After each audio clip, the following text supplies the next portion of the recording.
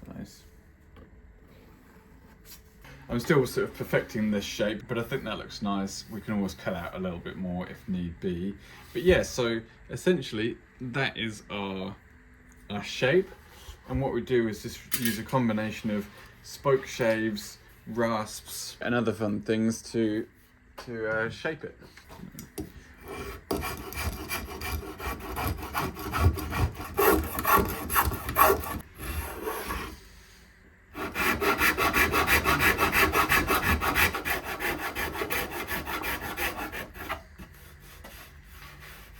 Cool. We need a hole that will go through here, through there, and into here, so that we can pass the pickup wires through. Of course, we don't need this hole here, but that's the only way we can get into that bit here.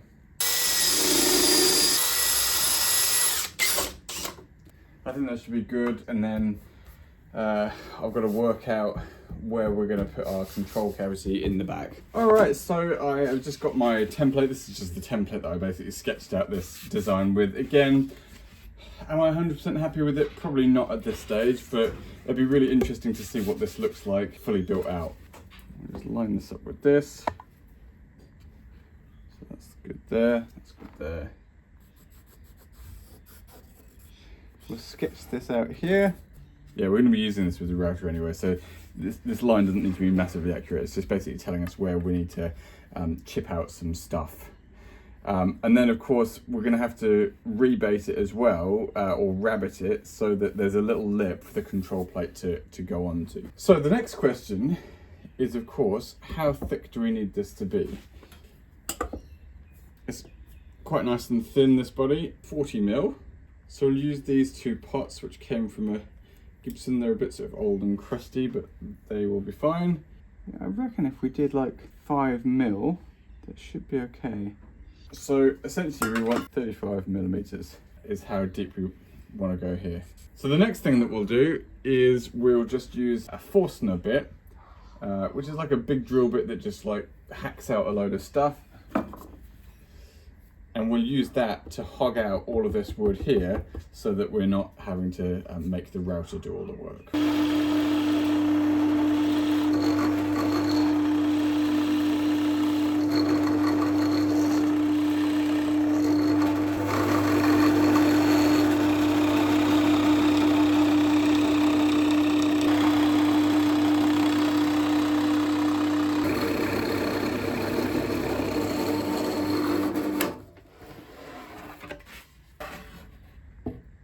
Off camera, I've done a little bit of Bondo filling, and I know, you know, this will basically set the internet on fire, but hear me out here. First of all, any other filler that you use is going to be basically too soft. You'll find that you know, if you just use the water-based fillers, as soon as you start sanding it, just sort of digs it out. So that's the first thing. The second thing is, because this is a prototype, it's been sort of bashed around and stuff, so, you know, there's inevitably dings and stuff that wouldn't be in there had I sort of taken more care of this one. For the amount that we're using, we're not doing an entire skim coat here, we're just basically filling in any sort of like dings and kind of like changes of mind in terms of like routing and stuff that I did along the way as I was kind of developing the prototype. So we're just giving it a little skim, and giving us a good base for paint, basically.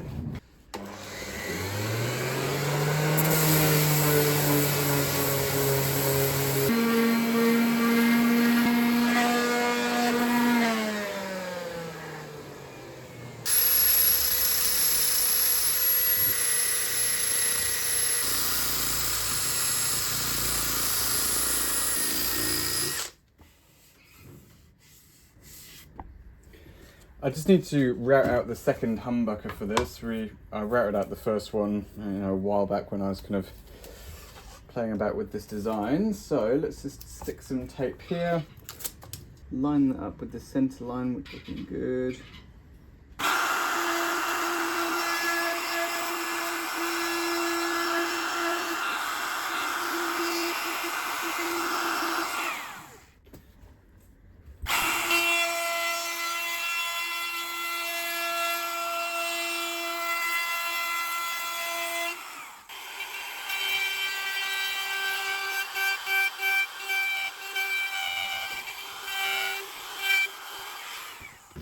So now what we need to do is do a bit of a rebate on the back here for the back plate.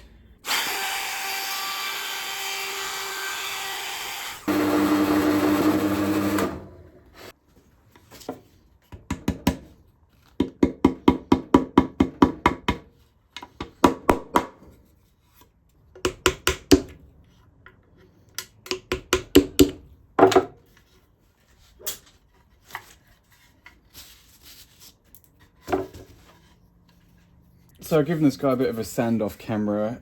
We're fairly close to being ready for the body shop. I really hate, you know, when you have like control knobs and they're like in a straight line. I think it just looks really ugly somehow. So that is about an inch off the edge of the body. You sort of want your selector to be there.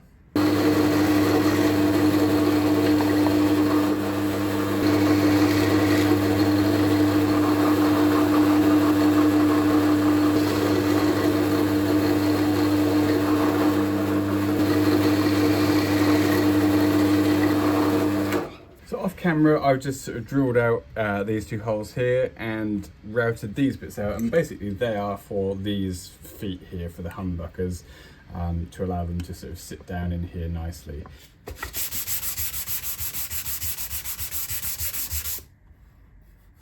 I think this is going to be my last pine build, to be honest with you.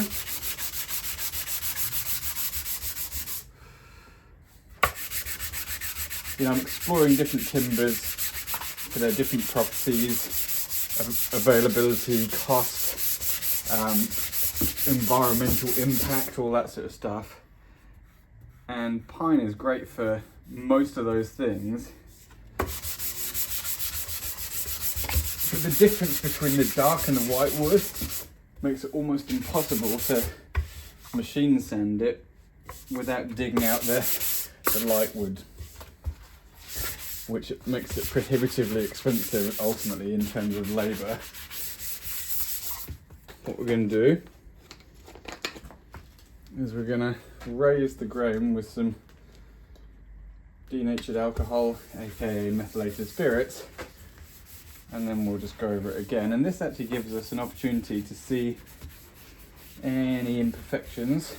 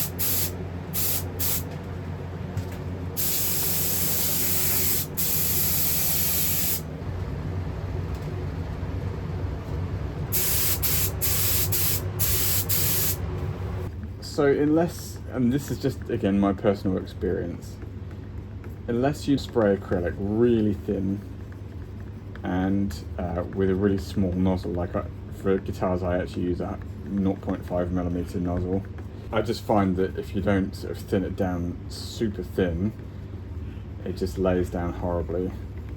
It's really sort of orange peely, and you'll never sort of hide that with a metallic.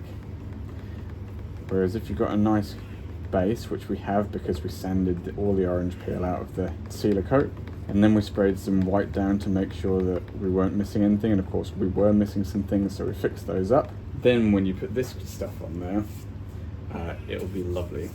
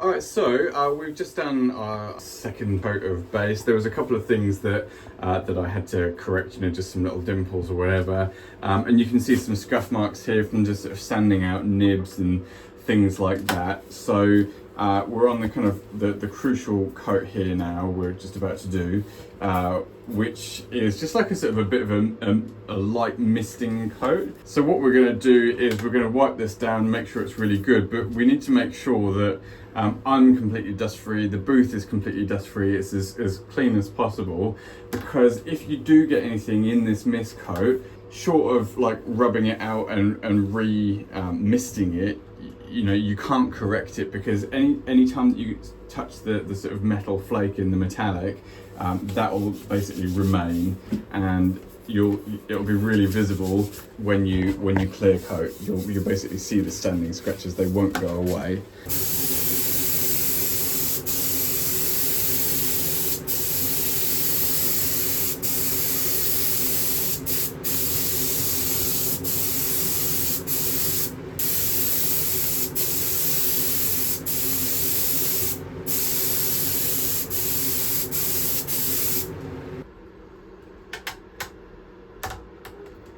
This is now looking really nice. There's just a couple of little bits where I just need to tidy up from this sort of bleed through from the masking, but we'll just hit that with some 1200 grit, and then this will be ready for some clear coat.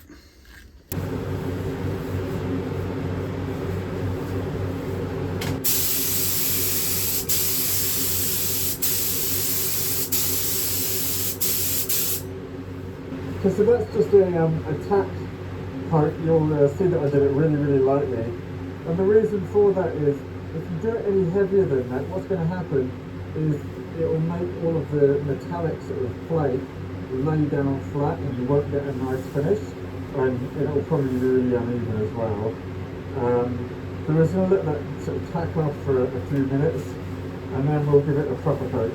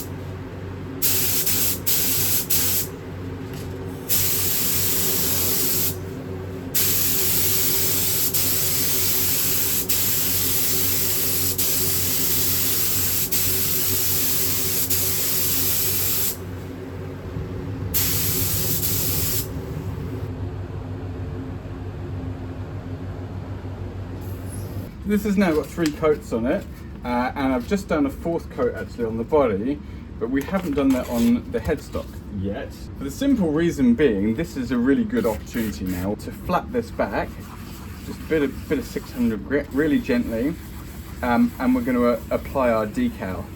So we just want a nice smooth surface on which to do this. You do have to be really careful with this though, because you can see all that water going into the holes and gaps and things, and that will swell the paint very quickly, which is an extremely bad situation, and one that there's not much coming back from really, especially with metallics, other than repainting. So what I'm going to do is actually blow that out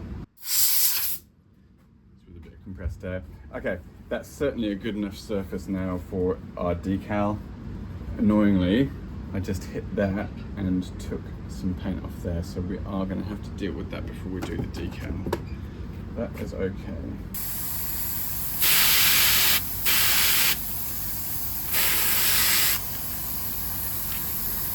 You can see how little we're actually spraying here.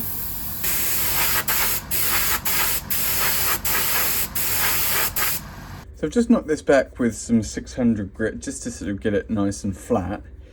And what we're going to do is we're going to cut out our decal, and we basically do it, you don't need to sort of do it super tight to the letters, obviously, you know, as small as possible, but the key thing is not to have any hard corners, because those are really hard to lose in the sanding process.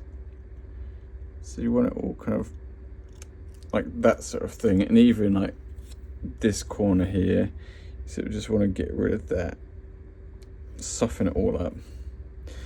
Cool. Then I'm just going to stick that in a bowl of water. It's probably a little bit warm, hence it just curling straight up. And let's get prepared here. So we just want some paper towel. It only takes a few seconds for that to start peeling off. Okay, cool. So what you want to do is just start sliding it off. And these are super thin and fragile. And then you just rough place it where you think it looks good. Something like that. So then you just hold one side and really gently stroke this way. And then you do the other way, so just hold that side and really gently stroke this way. And what you want is sort of no bubbles or anything like that in there. That is looking really nice. Cool. We'll let that dry overnight, and in the morning we'll spray some lacquer over it. It's sort of hard to see from this angle, but what we've got now is the decal nicely applied, but it's just got a little bit of where you can see the outline of the decal, right? Because we haven't sanded back. Now we have to be super careful, but what we're going to do is just sand back a little bit, take the sort of top layer or two off. I'm going to still get this wrong, but you just get a sort of a feel of how long before disaster's going to strike. All right, so I'm going to hit that up with some more lacquer, and we'll just carry on. So probably another sort of 3 coats on that, given that the stuff that we're using is relatively high build. I think that'll be the headstock done, which is really great. We're now in a place to start leveling the frets. I've put some Sharpie on the top of them just so that I can see what's happening, and same with when we're sort of planing the fretboard, we just want to sort of like follow the line of the strings here.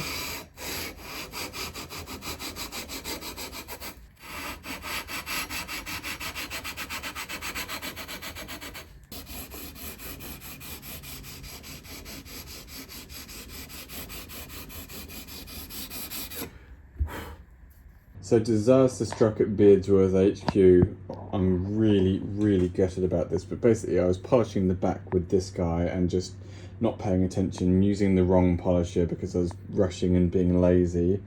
And what it's done, unbeknownst to me, was it's reaching around here and it was burning this paint, which is a total disaster. So, you know, I probably could actually do a fairly convincing touch-up on that.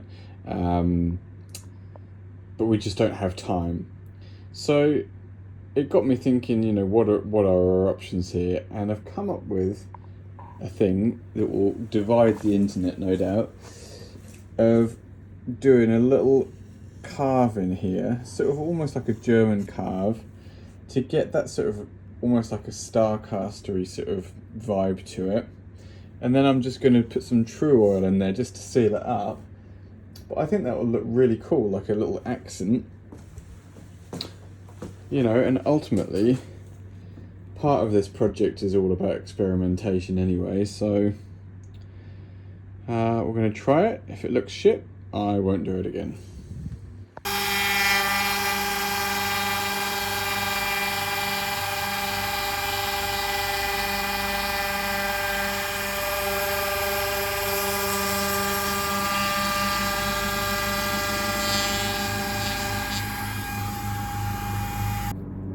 I think this looks quite cool.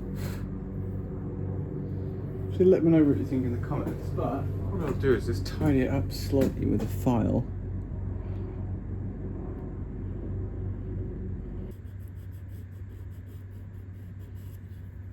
So the next thing to do is put some True Oil in there.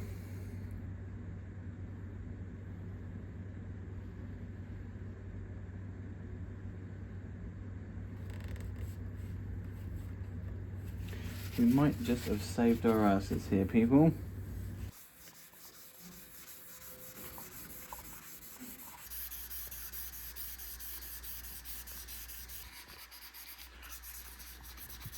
Alright, so having sanded this down, starting actually with 1200, you know, the paint job was pretty good in the first place. And we got all the way up to 2000 grit. And now we're just going to polish this up, and hopefully it's going to look great. And we've got to be super careful, obviously, given our time frames with this, not to burn through the paint.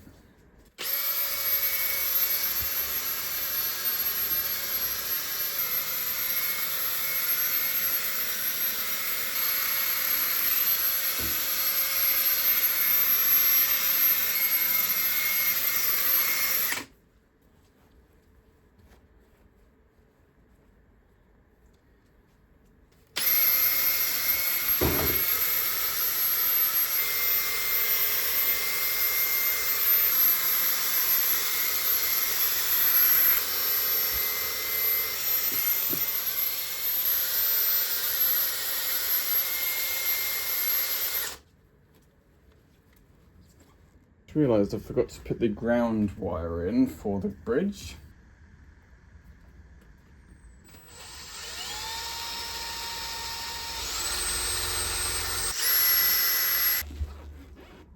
Perfect.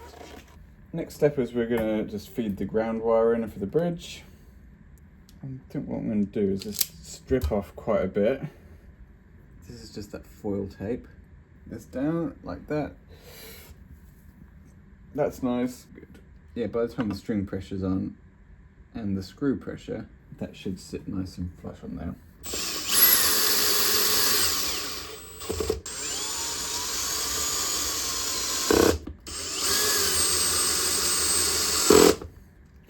So I've got the drill on the lowest clutch setting, so you know, it's not going in super tight. I'd rather know how hard it is. But also, something that's really important to note is it's very easy to think that if you're holding the drill here, that, you know, that's a really light setting and it's not going to be screwing very hard. If you try and hold the actual bit, there's a lot of torque going through there.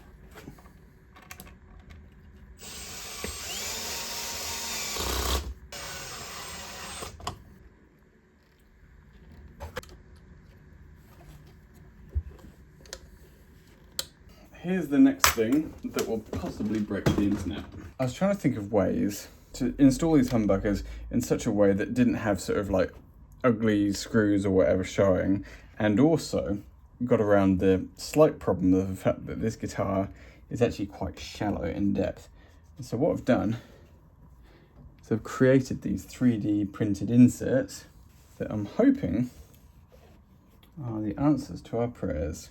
You know, the controversial part about them is that you have to glue them in place. It glues the humbucker in place insofar as, in order to get the humbucker out to change it or repair it or whatever, you would have to break the glue seam. So let me show you how these work then. Basically, we've got this guy here that sits in here really tightly. And what we do is we actually have to pre-mount these. So you put your screw through there and your spring through there, and you put that on the humbucker, and then the humbucker just slots into place.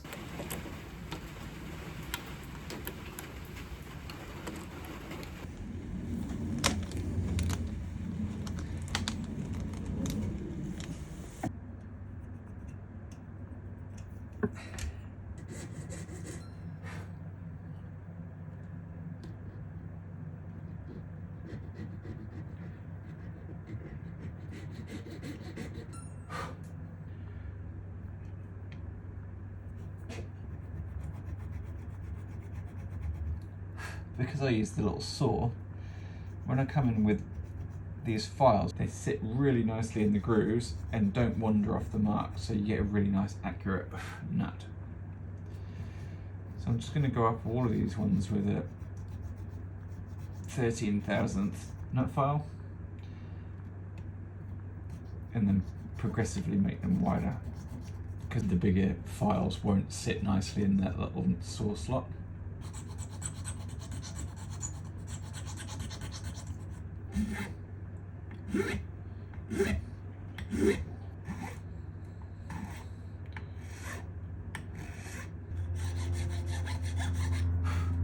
The initial cutting has been done on the nut. I haven't sort of like polished it up yet, because what I quite often find is you get the nut slots where you think you need them, and then you put strings on, and it always ends up with the nut slots being sort of much deeper than they should be, and so then I end up taking off material there. So really, there's no point in doing anything until we've got the nut properly set up.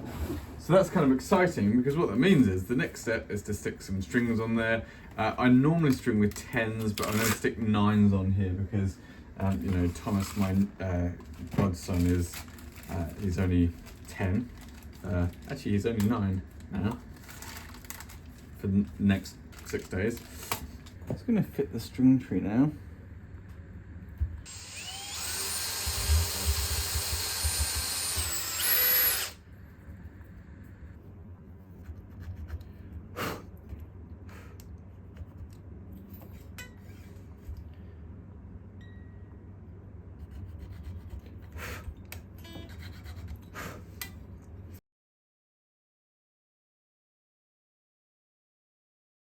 From a wiring point of view, there are typically 2 options with humbuckers.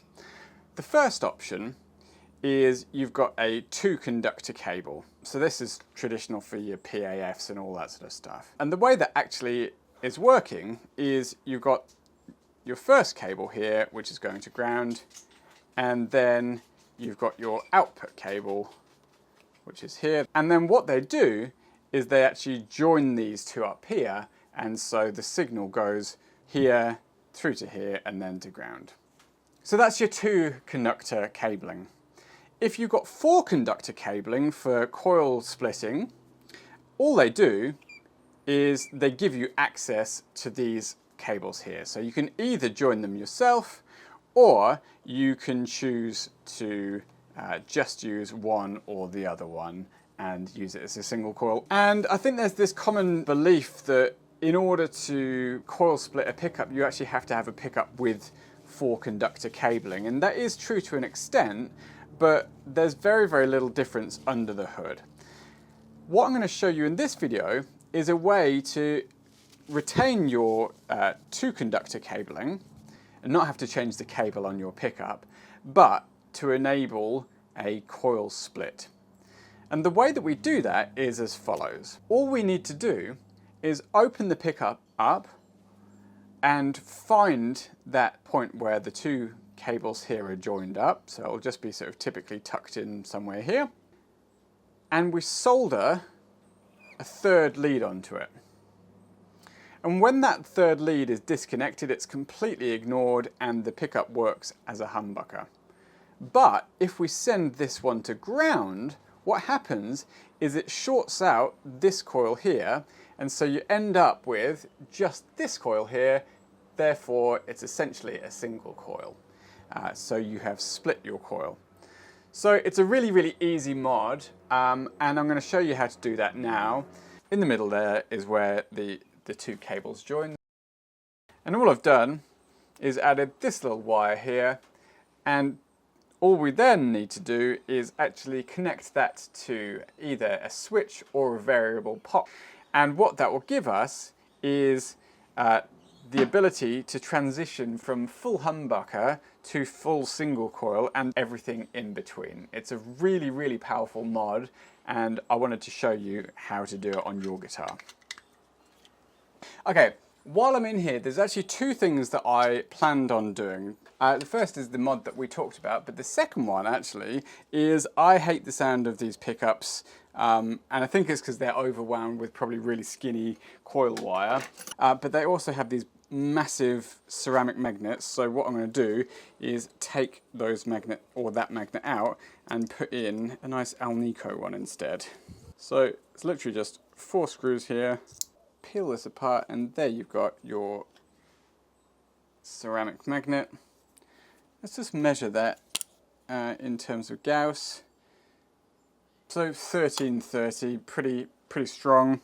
And we're going to replace it with this Alnico 5, which is 450. So almost 70% less powerful. You'll see that with this magnet, it's quite a bit thicker than the Alnico one.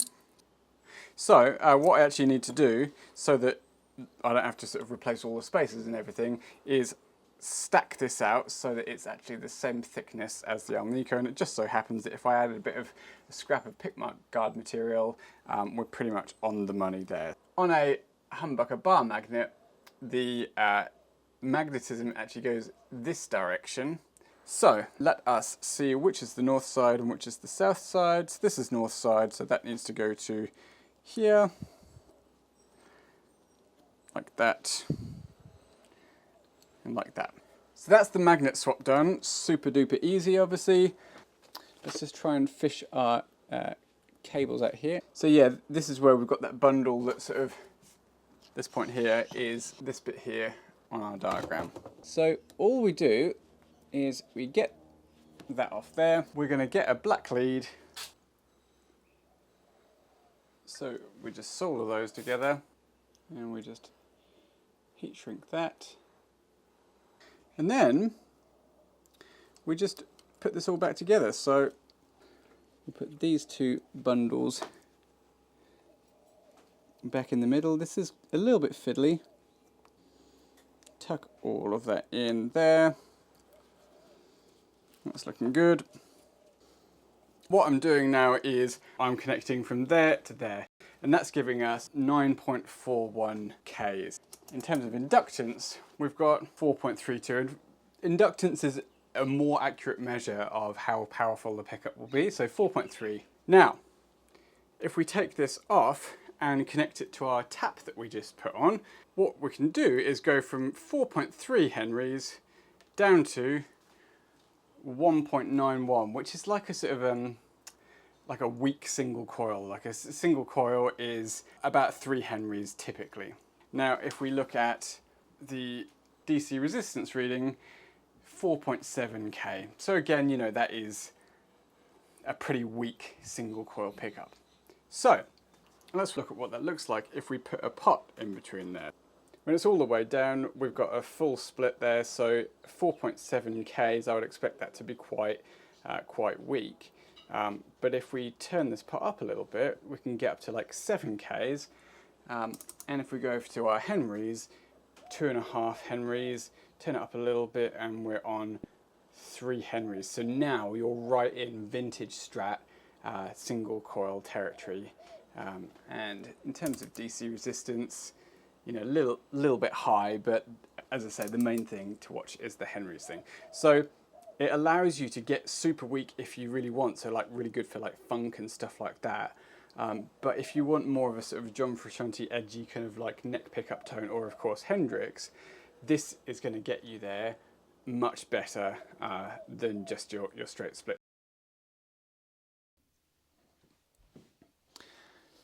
As the old saying goes, the proof of the pudding is in the eating. And basically what that means is until you actually eat the pudding, the recipe is pure hypothesis.